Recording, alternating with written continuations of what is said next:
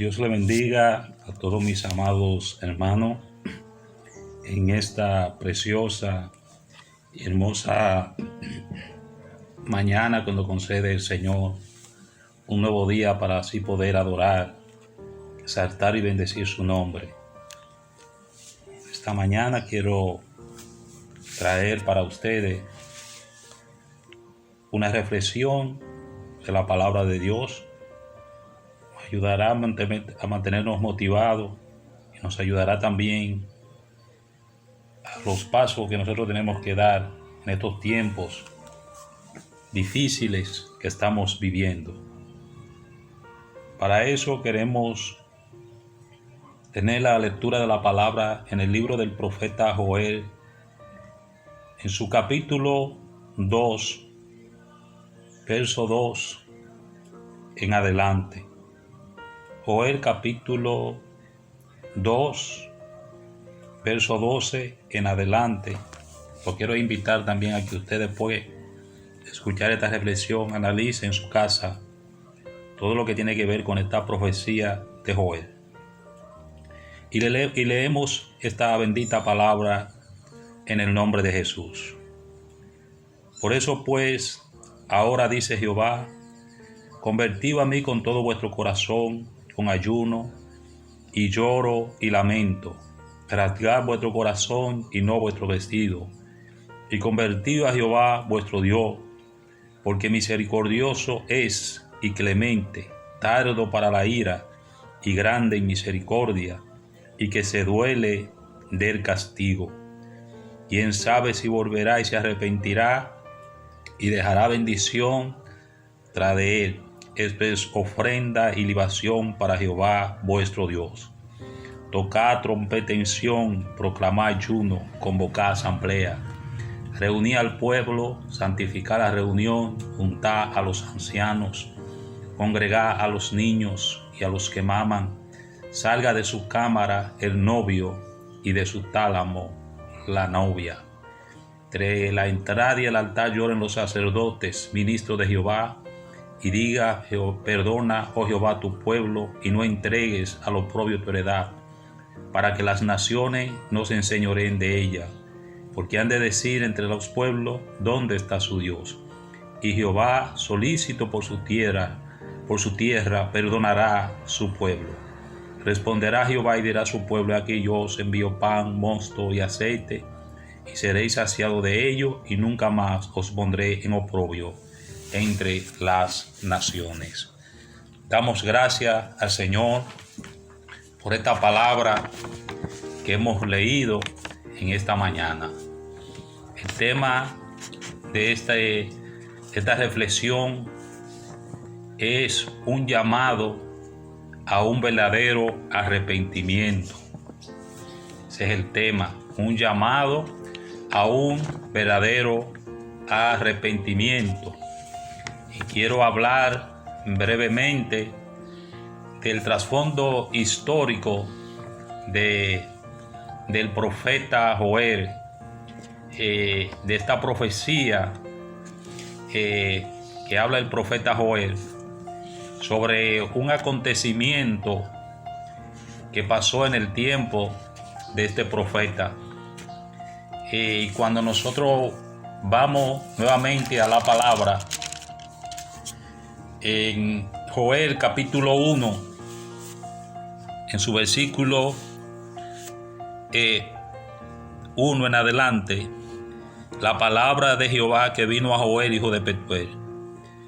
Oí esto, anciano, y escuchad todos los moradores de la tierra. ¿Has acontecido en vuestros días o en los días de vuestros padres? De esto contaréis a vuestros hijos, y vuestros hijos a sus hijos, y sus hijos a la otra generación. Ahora está hablando de un acontecimiento tan fuerte y hace una pregunta: ¿ha acontecido esto en los días de vuestros padres?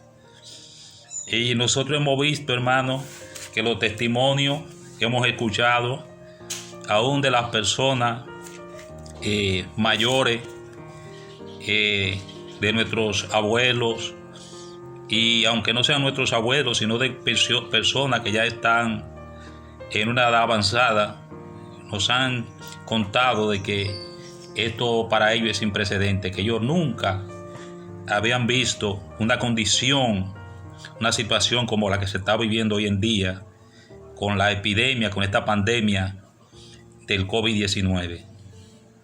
Y dice la palabra que lo que quedó de la oruga comió el saltón, y lo que quedó del saltón comió el revoltón, y la langosta comió lo que quedó del revoltón. Entonces, cuando analizo esta profecía bíblica de Joel, nos damos cuenta que fue un acontecimiento muy fuerte para el pueblo de Dios en aquel tiempo. Un acontecimiento único para ellos, porque como dice la palabra, que esto que había acontecido en aquel tiempo del profeta Joel era una situación que se iba a contar de generación a generación. Y todavía ha pasado tanto tiempo de esta profecía del profeta Joel. Nosotros hoy estamos hablando de ella, de este acontecimiento. ¿Cuál fue este acontecimiento? Este acontecimiento fue una plaga de langosta que hubo en los tiempos del profeta Joel. El pueblo se había descuidado con su relación con Dios. Y esto provocó que el Señor trayera esta plaga sobre su pueblo en aquel tiempo. Esta plaga de langosta que venía acompañada no solamente de la langosta grande, sino la langosta ya adulta, la langosta más pequeña y también la larva y la oruga, que era el gusano de la langosta. Esta plaga de langosta ya en muchos sitios, en otros países, en tiempos modernos, han habido de este tipo de plaga, incluso en el África, en este mismo año que pasó en el 2019, una plaga de langosta tremenda. Esta plaga de langosta acabó con todo en Israel, porque esta plaga de langosta fue algo tan fuerte que acabó con toda la cosecha. Pero la característica de la plaga de la langosta no solamente fue que acabó con la cosecha, sino que esta plaga de langosta acabó con todo lo que estaba sembrado, acabó con las raíces aún de los árboles, y cuando se comieron el fruto, dice la palabra que entonces también se comieron la corteza de los árboles. O sea, la corteza que recubría los árboles también se la comieron. Pero la plaga de langosta no solamente ataca lo que ya está sembrado, sino lo que ya se ha cosechado. Y dice que acabó también con los graneros. La plaga de langosta son tan fuertes que no hay manera de cómo acabar con ella. Todavía en tiempos modernos, cuando la plaga de langosta han atacado, muchas veces lo único que les resta a los que están en este cosa es dejar que ellas terminen y que se vayan. Entonces, esta plaga de langosta fue tan fuerte que dejó al pueblo sumido en una miseria tan fuerte. Dice la palabra que no había para alimentar los animales, no había para comida, no había para nada. O sea que nos damos cuenta que esta plaga del profeta Joel fue mucho más fuerte que la situación en que nosotros estamos viviendo en este día de hoy. Fue una plaga mucho más fuerte que la que nosotros estamos viviendo hasta el día de hoy, porque en medio de nuestra situación todavía hay alimento, todavía hay producción. Y en el versículo 9, capítulo 1, versículo 9 dice que desapareció de la casa de Jehová la ofrenda y la libación. Los sacerdotes, ministros de Jehová, están de duelo. O sea que había una situación que también en aquel tiempo ya el pueblo no tenía para ofrendar. Acuérdense que en aquel tiempo la ofrenda mayormente se traía del grano, de la producción agrícola que había, era que se traía la ofrenda, pero no había nada para ofrendar también. Entonces vemos que fue una situación difícil. Y en aquel tiempo, cuando aquello llegó en el profeta, en el medio del tiempo del profeta Joel, alguien podría preguntarse, que una situación como esta, no podía ser mandada por un Dios todopoderoso, por un Dios amoroso y misericordioso que ama a su pueblo.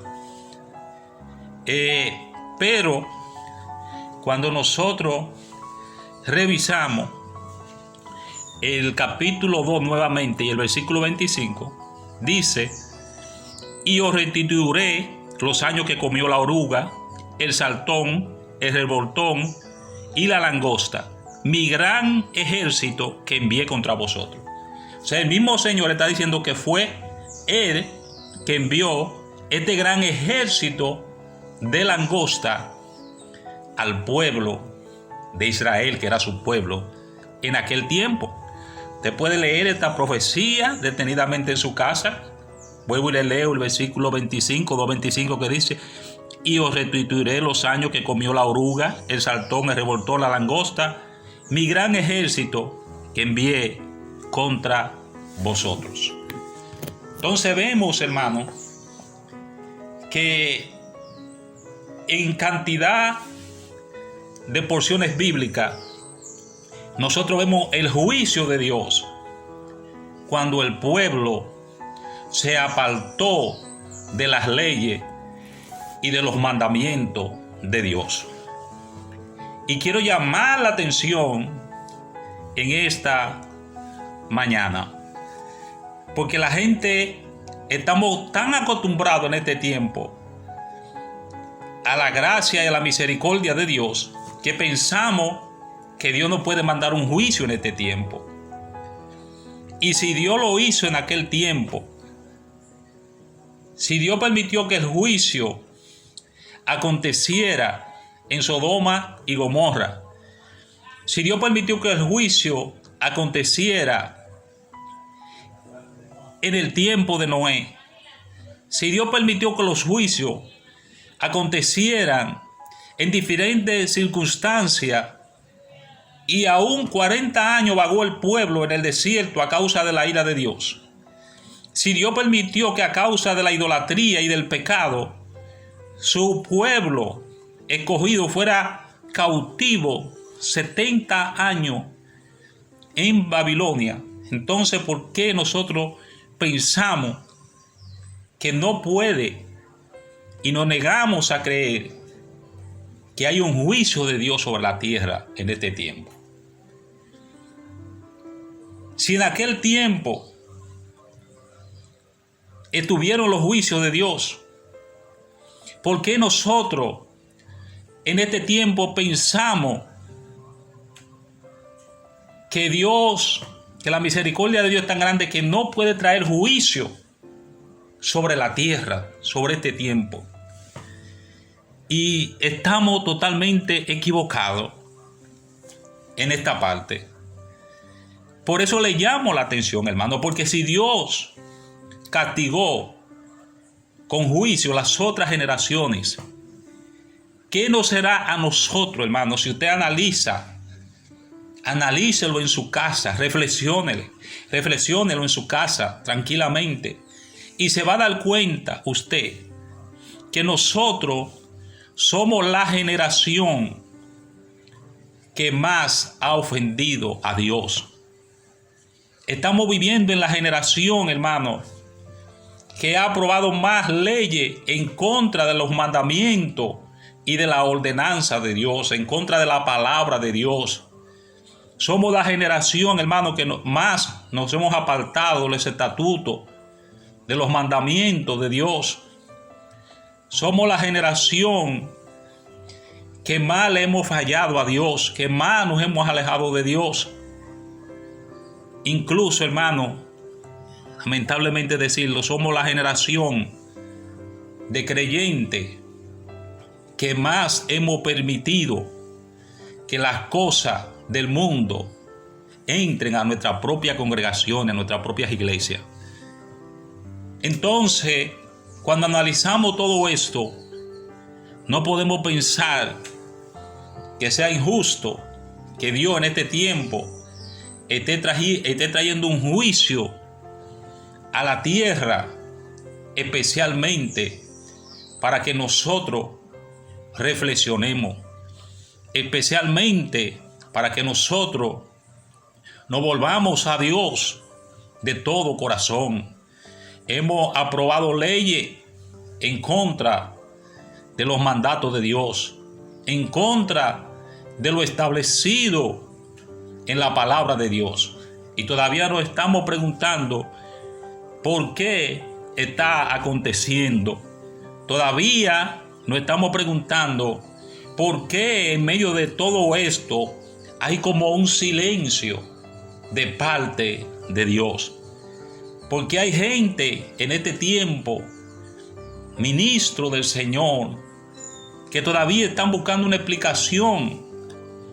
Y no es tiempo, hermano, de buscar una explicación.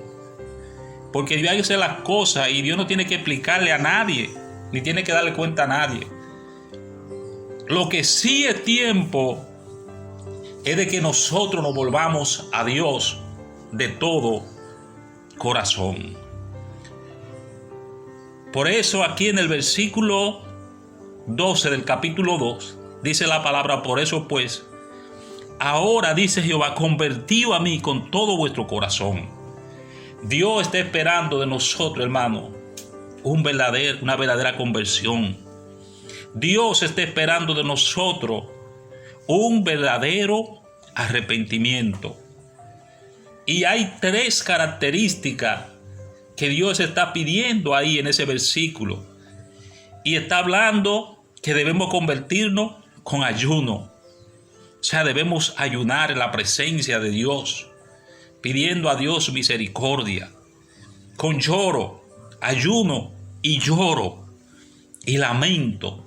O sea, debe de ser un clamor, un gemido, hermano, por nuestra nación, un gemido por nuestra ciudad, un gemido, hermano, un clamor por nuestros hijos, por nuestros niños, por nuestros ancianos, que son la mayoría, que están siendo afectados y se nos están yendo. Gente, hermano, de valores, gente que nos transmitieron a nosotros la fe del Señor, gente que transmitieron en nosotros valores y que son la gente que más han luchado, la gente entrada en edad que han luchado más para que se mantengan los valores cristianos, para que se mantengan los valores morales en medio de esta sociedad y en medio aún de la familia. Por eso debe ser un ayuno, hermano, pero no un ayuno simple, sino un ayuno donde lloremos y lamentemos. ¿Por qué va a ser el lamento? El lamento, hermano, tiene que ser porque nosotros con nuestras acciones, nosotros con nuestras actitudes le hemos fallado al Dios Todopoderoso, le hemos faltado a Dios. Hemos hecho lo malo delante de Dios. Y por eso, hermano, no me excluyo, porque todo, hermano, todo, sin excepción de persona, Dios nos está llamando a una reevaluación de nuestras vidas, a una reevaluación de nuestra fe, de nuestro andar con el Señor, hermano. Y somos nosotros, el pueblo lavado y redimido con su sangre, que tenemos que dar este paso. Durante el tiempo del profeta Joel, Dios estaba llamando a su pueblo al arrepentimiento. Es la oración y el clamor de nosotros, los hijos de Dios, que va a marcar el cambio en esta situación. No esté preguntando por qué, no esté buscando buscar por qué ha llegado todo esto. No, hermano, es tiempo de humillarnos en la presencia de Dios. Es tiempo de que tomemos esto en serio. Por eso dice el Señor en el versículo 13 del capítulo 2, rasgad vuestro corazón y no vuestros vestidos, y convertido a Jehová vuestro Dios. ¿Por qué? Porque en aquel tiempo la gente rompía la ropa como en señal de humillación, pero muchas veces rompían la ropa, pero no había un arrepentimiento genuino. No debe ser un arrepentimiento superficial para volver a lo mismo. Tiene que ser un arrepentimiento genuino en la presencia de Dios. clamando, hermano, por nuestras naciones, clamando para que Dios tenga misericordia y vengan de su presencia tiempo de refrigerio.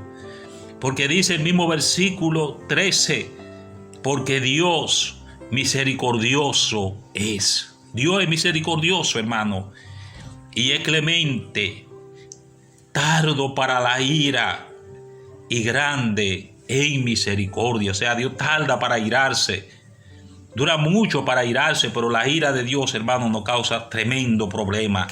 Y es grande en misericordia y que se duele del castigo. Quizá muchas veces usted ha decidido ponerle hasta un castigo a su hijo por una situación que haya cometido. Y usted quizá pensó en un castigo mayor, pero llega un momento que usted se duele y decide, no, yo voy a bajar ese castigo a mi hijo. Le voy a bajar ese castigo, le voy a poner un castigo un poquito más flojo, porque entiendo que el castigo es demasiado fuerte. Y dice la palabra que Dios se duele del castigo.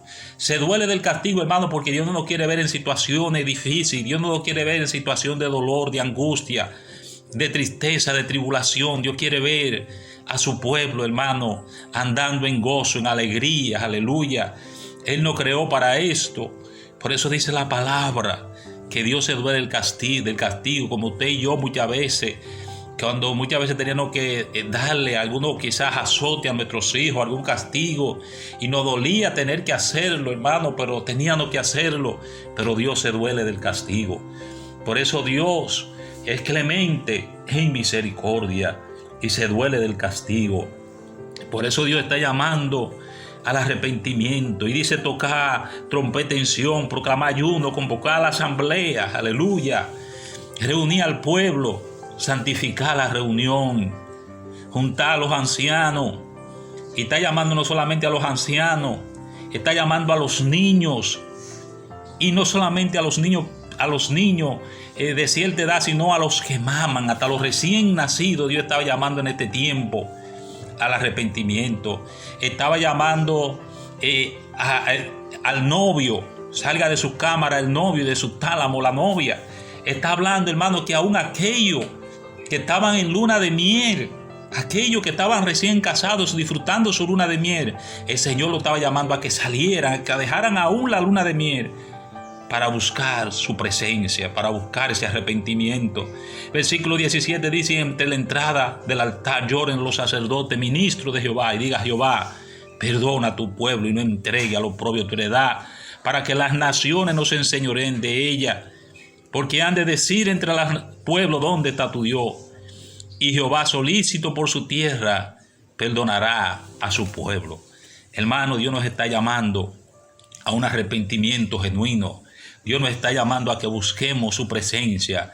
No busque el porqué de lo que está pasando. Simplemente Dios pide que nos arrepintamos de todo corazón, que ayunemos en su presencia y que busquemos su rostro.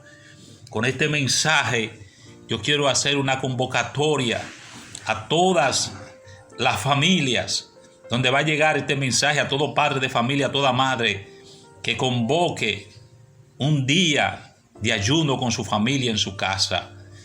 No tiene que ser el día entero. Si usted puede hacerlo todo solamente hasta el mediodía, lo haga, pero hágalo con toda su familia. No deje a nadie afuera. Toda su familia en el medio de esta cuarentena en que estamos en la casa, que no esté todo el mundo distorsionado, sino que cada uno, cada familia saque un día de ayuno para estar en la presencia del Señor, buscando el rostro de Dios. En oración, en ayuno ahí, la familia reunida, buscando el rostro de Dios, buscando la presencia de Dios. Y le invito también que en medio de esto usted se estudie esta profecía del profeta Joel. En esta mañana, Dios me le bendiga mucho, en el nombre poderoso de Jesús. Amén.